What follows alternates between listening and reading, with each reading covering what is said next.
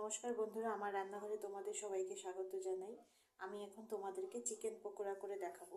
Chicken পকোড়ার জন্য আমি এখানে চিকেনের কিমা করে নিয়েছি ছোটো ছোটো করে। তারপরে এখন এটার মধ্যে মেশাবো লবণ, পর্যাপ্ত পরিমাণে লবণ দেব,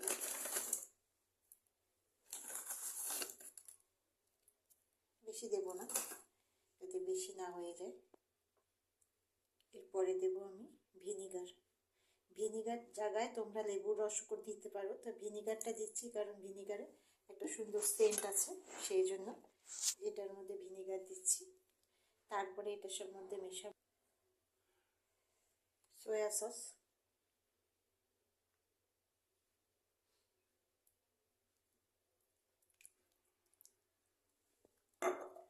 তারপরে মেশাবো চিলি সস,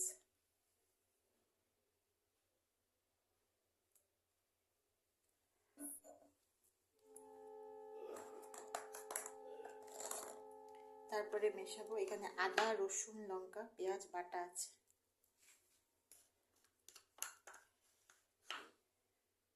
এটা বেশি মেশাবো না, অল্প একটু মেশাবো।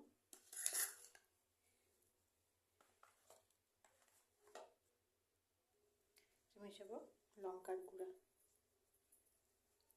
গুঁড়াটা তোমরা বুঝে দেবে, যে যেরকম ঝাল খাও সেই হিসাবে দেবে। তারপর সবগুলোকে নিয়ে এইভাবে মেখে নেব।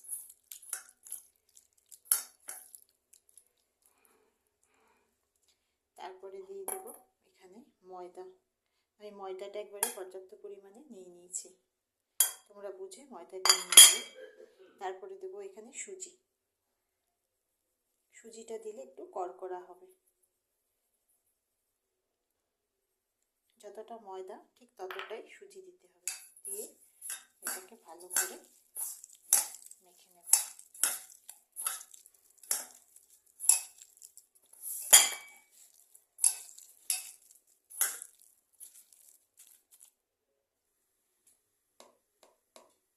তার মধ্যে দিয়ে দেবো অল্প করে বেকিং পাউডার,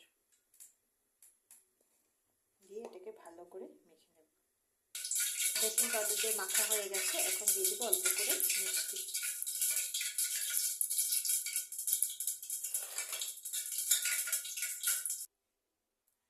তেল আমাদের গরম হয়ে গেছে, এখন এটাকে ছোট ছোট করে পকোড়ার আকারে ছোট ছোট করে আমরা এটাকে ফ্রাই করব।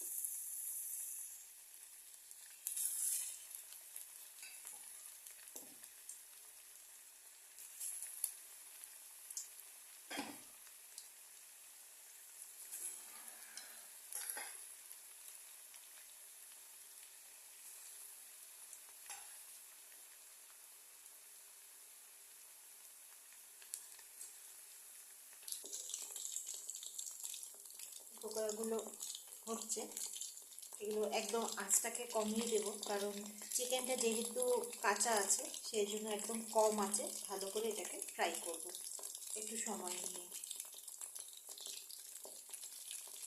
একদিকটা হয়ে গেছে, আমি একদিক থেকে উল্টে দিয়েছি।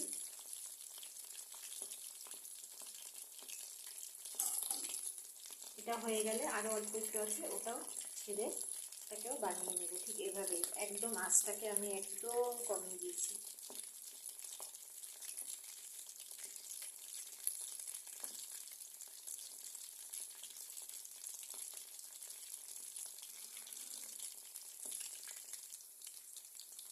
আমার এটা হয়ে গেছে পকোড়াটা।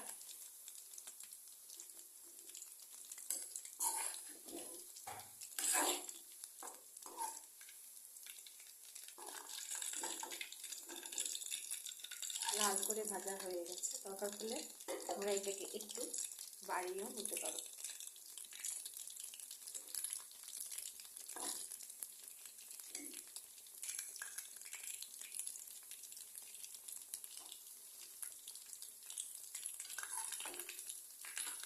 একদমই হয়ে গেছে, আমি এটাকে আস্তে করে এখন উঠিয়ে নেব।